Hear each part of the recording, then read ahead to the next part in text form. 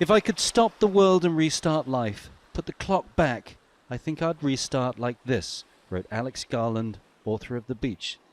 The movie, released in 2000 and starring Leonardo DiCaprio, was filmed here at Maya Bay in Thailand. The flood of tourists that followed caused huge ecological damage.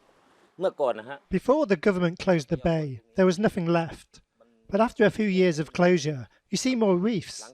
More sea life is making their way back to the bay. We saw black-tipped sharks, which you can see during low tide. The replanted corals are now home to nurseries of fish, including juvenile sharks. Strict limits on the number of visitors are intended to minimize damage to the marine environment. Swimming is now banned. After 2 years of COVID shutdowns, it's hoped that Maya Bay will tempt the tourists back.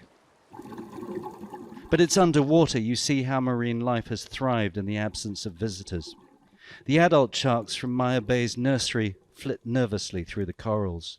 Huge shoals of yellow snappers sweep along the edge of the reef, gently making way for uninvited guests. In the deeper ravines, cracks and crevices full of life. A spiny lobster trying to avoid the dinner table. Corals fanning out with signs of new growth. And if you want to find Nemo, this is the place.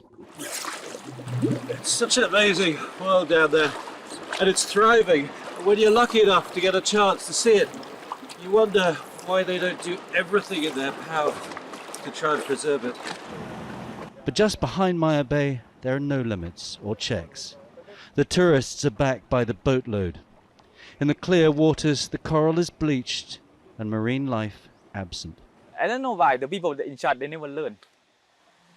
So yes, we don't have to wait for the COVID. Actually, we don't have to wait for the COVID to happen. We can just learn from other countries. Like we just learn to Australia. We just learn how they manage the national park in the US, for example. There have even been regular sightings of dugongs, a shy ocean mammal thought to be the origin of the mermaid myth. Fishermen say they've ventured much closer to the shore since COVID hit. Because of the lack of tourists during the COVID pandemic, nature is less disturbed. The most important factor for dugongs is seagrass, which is their main food source. But the dugongs are now nowhere to be seen, scared off by boats carrying tourists back to the islands. Tourists that after 2 years of lockdown are coming to find a paradise that could soon be lost. Tony Cheng, Al Jazeera, Southern Thailand.